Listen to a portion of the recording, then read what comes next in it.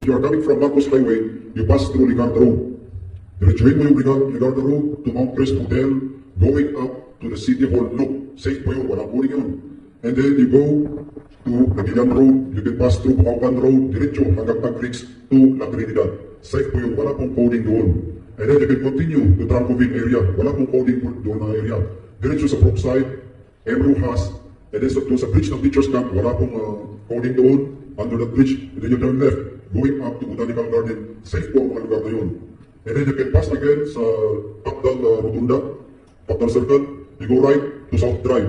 Then you go to Teachers Camp, wala pong coding doon sa South Drive, and then aabot ka sa Nevada Rotunda. Doon sa Nevada Rotunda, walang coding doon. Mag-exit ka dito sa military cut-off, and then you can go down to Quezon Road if you go to Manila.